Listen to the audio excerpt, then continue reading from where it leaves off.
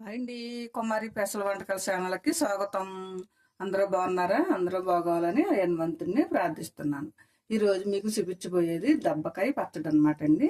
మనం అప్పటికప్పుడు చేసుకుని మనం చక్కగా ఇడ్లీకి కానీ దోశలకు కానీ మనం కట్లకు కానీ బజ్జీలకు కానీ బాగుంటుంది అనమాట. ఈరోజు మీకు చూపించబోయేది వాటిల్లో చేసేలాగా మనం కూడా తయారు చేసుకుందాం. ఈరోజు మీకు చూపిస్తున్నాను, చూడండి. ఇదిగోనండి దబ్బకాయ. నేను ముక్కలు ఎంత పెద్ద కాయ అనమాట, ఇంత కాయ నేను ముక్కలు కట్ చేసాక గుర్తొచ్చింది. సరేలే మీకు కూడా చూపిస్తే మీరు కూడా తెలియని వాళ్ళు ఉంటే నేర్చుకుంటారు కదా, అలాగనేసి మీకు చూపిస్తున్నాను.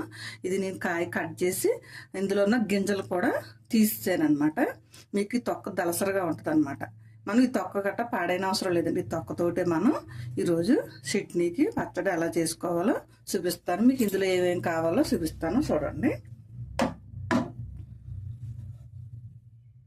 ఇవనండి మనకి బెల్లం, అలాగే 2 స్పూన్లు ఆయిల్, 2 స్పూన్లు ధనియాలు, ఒక ఎల్లుల్లిపాయ రేకులు ఎల్లుల్లిపాయది, అలాగే ఎండుమిరపకాయలు ఒక 20 ఎండుమిరపకాయలు, అంటే ఒక 100 గ్రాములు. మీరంటే కారాన్ని బట్టి చూసుకోండి.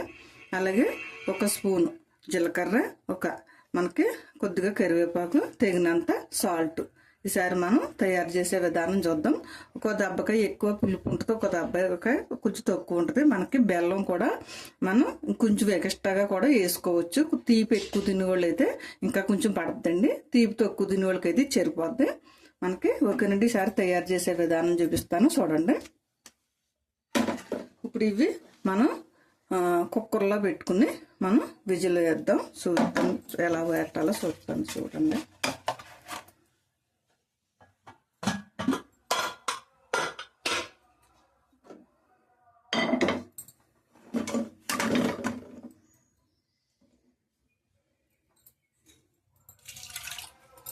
మనకి ఈ ముక్కలు ములిగినంత వరకునే పోసుకోవాలండి. మరీ ఎక్కువ పోసుకుంటే మళ్ళీ చట్నీ లూజ్ అయిపోద్ది. మనం మళ్ళీ బెల్లం అది వేస్తాం కదా. ఒక 1/2 గ్లాసులు నీళ్ళు పోస్తున్నాను. మనం మళ్ళీ కావాలితే కొంచెం ఏమన్నా యాడ్ చేసుకోవచ్చు, కానీ మరి ఎందుకంటే మళ్ళీ ఈ నీళ్ళలో పులుపు అంతా నీటిలోకి దిగిపోద్ది. మనం మళ్ళీ నీరు ఎక్కువైనాయి కదా అని తీసేస్తే మళ్ళీ పులుపు సరిపోదు అనమాట. అందుకు కాబట్టి నేను ఒక 1/2 గ్లాసు నీళ్ళు పోసాను. కొంచెం పట్టొచ్చులని కొంచెం వేస్తానండి. ఎందుకంటే మనం పలసగా లేకుండా చక్కగా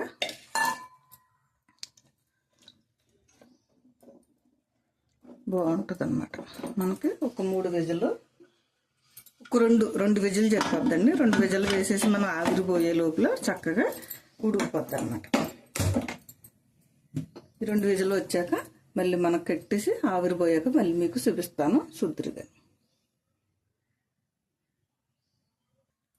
మనకి ఈ విజిల్ వచ్చింది. మనకు ఆవిరిలో పోయే లోపల మనం కోపు కూడా చేసేసుకుని మనం పక్కన పెట్టుకుందాం. మళ్ళీ ఇవి కూడా కొద్దిగా చల్లారాలి కదా.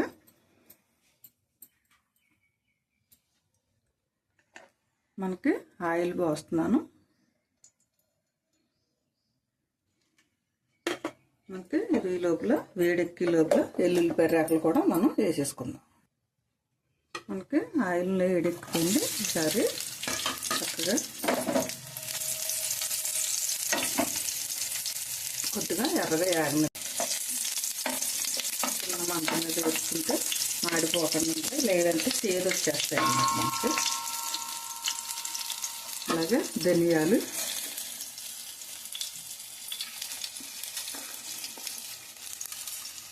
మనకి జీలకర్ర,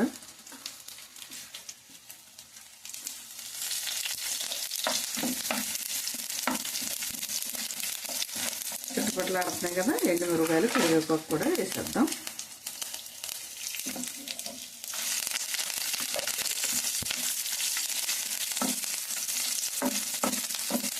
మనకి దబ్బకాయలో సి విటమిన్ ఉంటుందండి. లేడీస్కి కూడా చాలా మంచిది అనమాట. మనకి దబ్బకాయ పచ్చడి ప్రతి ఒళ్ళు వాడవచ్చు. దాన్ని చక్కగా మనం చేసేసి ఉండొచ్చుకుంటే బయట అయితే ఒక 4 రోజులు ఉంటుందండి. అదే మనం ఫ్రిడ్జ్లో పెట్టుకుంటే నెలలైనా ఉంటుంది అనమాట.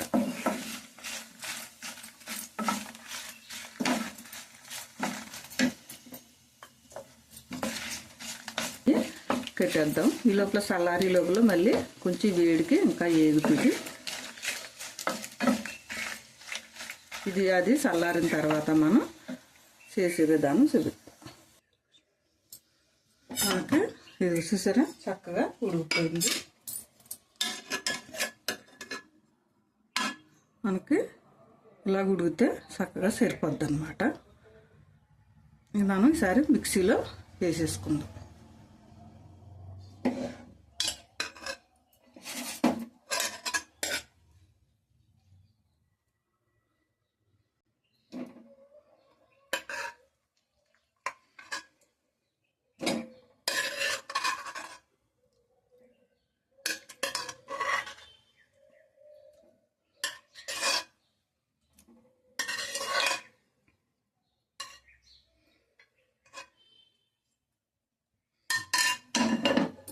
వాటర్ మనం తర్వాత వేద్దాం. ఇందులోనే మనం మిక్సీలోనే మనం ఈ కోపులు కూడా చల్లార పెట్టుకున్నాం కదా, ఇవి కూడా వేసేసుకుందాం.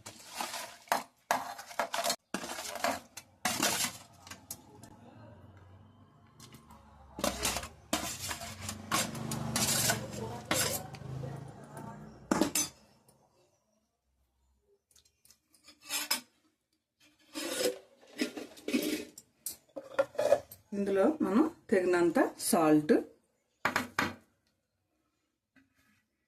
దీన్ని మెత్తగా కొంచెం కసాపసా కింద కొంచెం మరుగుగా చేసుకుని తెచ్చుకుందాం. ఇవి చూసారా మనం చెక్క ముక్క కింద కొట్టాము. ఇప్పుడు మనం ఇందులో బెల్లం కూడా వేసేసుకుందాం.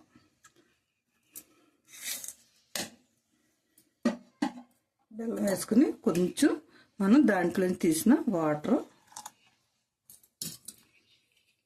ఒకసారి ఇది కూడా మెత్తగా పేస్ట్ చేసి తెచ్చుకున్నాం. ఇది మనకి ఇలాగ మెత్తగా పేస్ట్లా చేసుకున్నాం. మనం ఈసారి ఇందులో ఉప్పు అది మనం కొంచెం చూసుకుని దాన్ని బట్టి అన్న పడతలేదో వేసుకుందాం.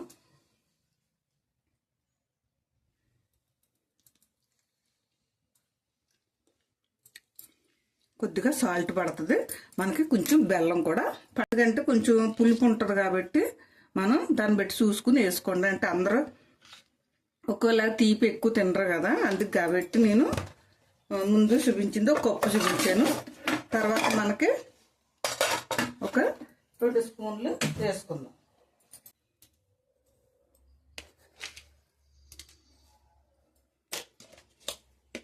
ఇది కూడా మెత్తగా మనం పేస్ట్ చేసుకుని తెచ్చుకుందాం. ఇదిగోనండి మనం మళ్ళీ కొంచెం బెల్లం కొద్దిగా సాల్ట్ వేసుకుని మళ్ళీ కొట్టేసుకున్నాము. ఈసారి బౌల్లో వేసేసుకుని చూపిస్తాను. ఇదిగోనండి మనకి దబ్బకాయ పచ్చడి చక్కగా రెడీ అయిపోయింది. నేను బౌల్లో వేసి చూపిస్తున్నాను మీకు.